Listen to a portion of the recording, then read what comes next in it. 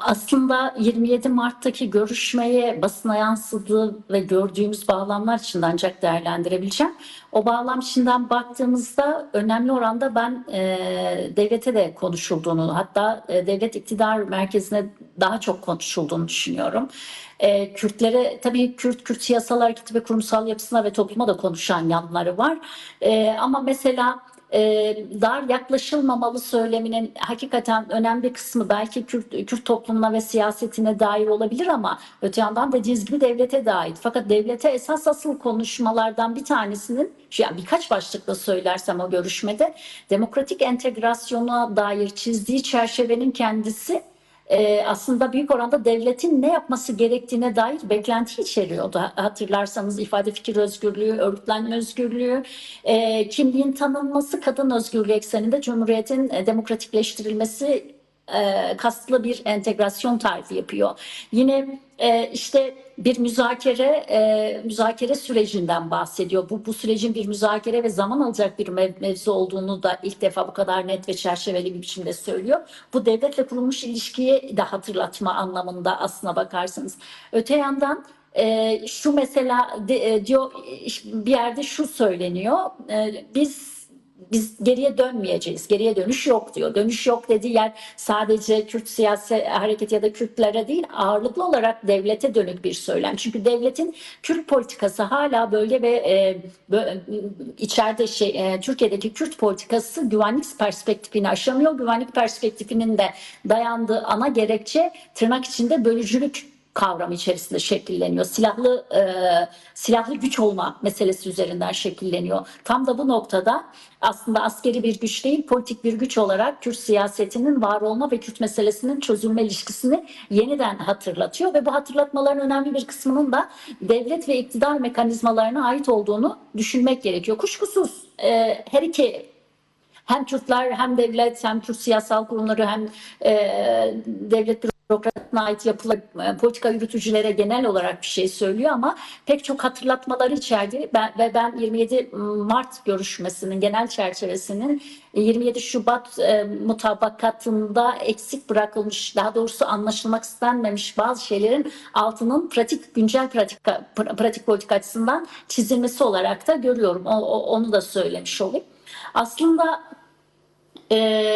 bizim ilgili raporumuz hem süreç başladığından bu yana yaptığımız yüz yüze saha çalışmalarının da sürece dönük halkın algısını, halkın kendini nereye konumlandırdığını siyasal cenahtan, sadece siyasal değil, yasama, yürütme ve yargı cenahını, güç odaklarını içeren tüm güç odaklarını nereye nasıl konumlandırdığına, nasıl bir beklentiye oturttuğuna dair çok önemli veriler aslında ortaya çıkarmıştı. Sürecin güven artırıcı önlemlerinden yol temizliğine ve çözüm mekanizmasının kurulmasına kadarki süreçlere dair talepleri bizim yüz yüze yaptığımız çalışmaların önemli bir kısmında var idi.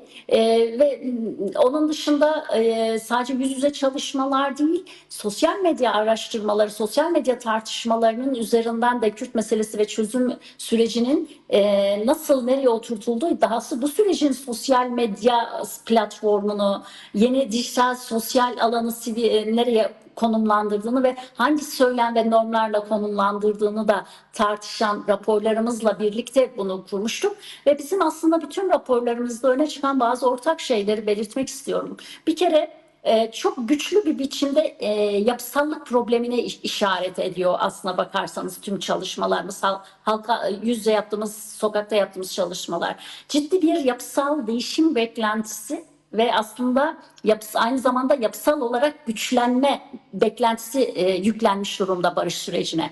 Buradan neyi ediyorum? Aslında adalet sisteminden temel hak ve özgürlüklerin güvence altına alınmasına kadar ki bir dizi süreç açısından yapılacak hem yasal hem kurumsal dönüşümler bekleniyor. Ama öte yandan barış sürecinin paralelinde ortaya çıkacak biçimde sosyoekonomik olarak güçlenmek, kaynakların barış süreciyle beraber hayatı refahlaştırıcı ya da hayatı kolaylaştırıcı, yaşamı kolaylaştırıcı biçimde yeniden düzenlenmesine dair bir beklenti içeriyor. Hani bizim raporlarımızın çoğunda, anketlerimizin çoğunda şöyle bir sonuç çıkıyordu. Türkiye'nin en önemli birinci sorunu ekonomik kriz ve işsizlik meselesi, ardından Kürt meselesi geliyordu.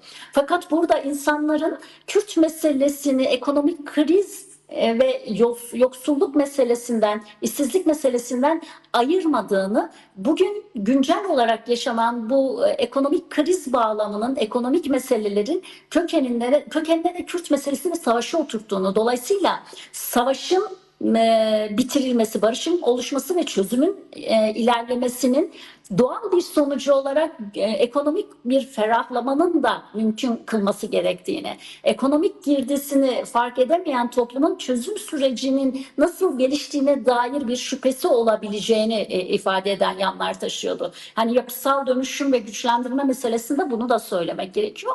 Bir diğer, bütün raporlarımızın hem ilgili raporda da özet içinde özetle vereyim, orada geçen şeylerden bir tanesini söyleyeyim. Bütün çalışmalarımız çok ciddi bir güven inşası ve söylem dönüşümüne işaret ediyor. Çok güçlü bir güven problemi var. Çok güçlü bir sürecin söylemini kuramama problemi var. Bu hem iktidar açısından geçerli, hem aslına bakarsanız Kürt siyaseti açısından da sürecin söylem gücünü ve dolayısıyla da gündem yaratma gücünü yüklenmesi gerektiğini, DEM Parti'nin ve Kürt siyasetinin de yüklenmesi gerektiğine dair bir beklenti işaret ediyor. Ve bütün raporlarımızda güven inşası ve söylem dönüşümü beklentisinin kendisi önemli bir parametre olarak orada duruyor. Yine bütün çalışmalarımızda şöyle hepsini yeniden toplayıp yeniden analiz etmek istediğimizde değişmeyen ve artarak aslında kendisini hissettiren bir diğer bağlam toplumsal katılımın güçlendirilmesi meselesi. Toplumsal katılımın arttırıldığı yerde sürece sahiplenme, sürecin sonuçlarına sahiplenme ve sürecin kalıcılığını sağlama meselesinin artacağını gösteren çok önemli bir talep alanının da sokakta oluştuğunu söylemek gerekiyor. Yine psikolojik bariyerler meselesi mesela çıkıyor raporlarımızda. Psikolojik bariyerleri... Tam olarak burada araya girip aslında şunu da sormak istiyorum. Evet, bahsettiğiniz sonuçlar içerisinde önemli başlıklardı bunlar ve biraz önce de üzerine biraz daha konuştuğumuzda mevzulardı. Burada özellikle şöyle bir şey dikkat çekiyor sizin raporunuzda. Hibrit barış perspektifinin benimsenmesi gerektiğinden bahsediyorsunuz. Biraz belki hani bu barış yönteminin ne olduğunu, hibrit barış perspektifinin ne olduğunu, nasıl uygulanabileceğini de biraz tartışabiliriz. Tabii. Aslında barış tartışmaları literatüründe genelde insanlar negatif barış ya da pozitif barış gibi iki kavramsal alanı okuyor ve tartışıyor ya da çok sıklıkla duyuyor. Negatif barışa yüklenen anlam çok kaba anlamıyla silahların sustuğu, silahlı şiddetin sustuğu an olarak tarifleniyor ve bunun gerçek anlamda barış getirmediği, silahlar sustu bile gerilim hatlarının, eşitsizlik düzlemlerinin sürmesi halinde bunun barış getirmediğini, silahlar sustuktan sonra silahlara neden olan sorunların ya da kök neden diye çok kamuoyunda son yıllarda çok moda oldu bu kavram. Kök nedenlerin çözümüne dönük yapısal, kurumsal, hukuksal dönüşümlerin de ya da düzenlemelerin de yapılması gerektiğine dair tartışmalar hasıl olmaya başladı. Buna da pozitif barış aşaması dendi. Ve uzun zaman içerisinde toplum barışı tartışırken ve aslında literatür içerisinde barış tartışılırken negatif barış ve pozitif barışın birlikte olması halinde çözümün mümkün olacağı ve aslında toplumsal barışın da sağlanacağı ile ilgili bir tartışma vardı. Ancak benzer sorunlardaki barış deneyimleri negatif ve pozitif barış süreçlerini kurguladıklarında üçüncü bir alanın boş olduğunu, üçüncü bir alanın tamamlanamadığını, dolayısıyla toplumsal barış denen meselenin gerçek anlamda sağlanamadığı, daha doğrusu bir gerilim hattı olarak süreçlere bağlı olarak da yükselen bir gerilim hattı olarak kurulduğunu gördü. O da şu: yerelden doğru, yerelin sürecin parçası kılınmasını sağlayan, yereli güçlendirerek süreci yeniden okuyan bir barış yaklaşımının eksikliği. Yereli güçlendirmekten kastım madde ekonomik kaynaklardan tutalım da psikolojik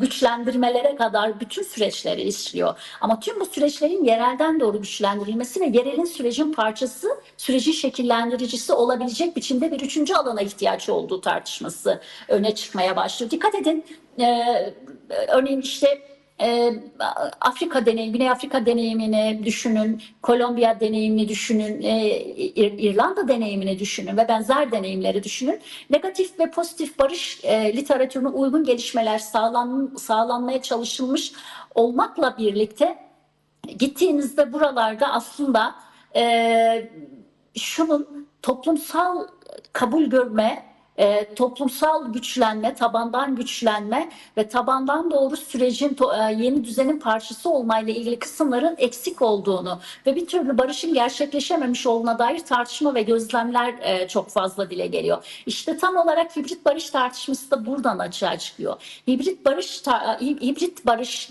dediğimiz kavramın kendisi negatif ve pozitif barışın, yani silahların susmasıyla kurumsal, yapısal ve hukuksal düzenlemelerin tek başına yetmediği, bütün bunların uygulanma ve yaşamsal olarak deviniminin olması gereken yerel tabana dönük aksedilme ya da yerelin bunlar içerisindeki güçlendirici pozisyonunun olmaması halinde sıkıntının devam ettiğini gösteriyor.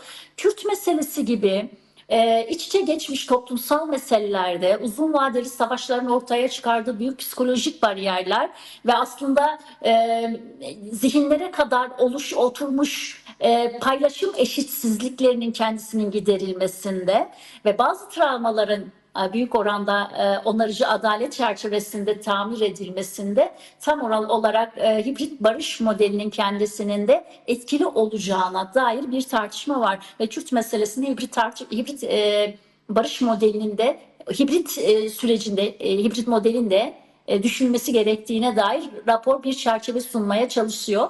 Bu hibrit modelin en önemli varyantlarından bir tanesi, daha doğrusu temel varyantlarından bir tanesi, yerelde olan, yereli oluşturan, sorunun esas özneleri olan ve gündelik hayat etkilenimleri içerisinde olanın gündelik hayatlarını dönüştürme gücüne hitap ediyor, onu kapsıyor ve oradan doğru sürecin örülmesini ifade ediyor.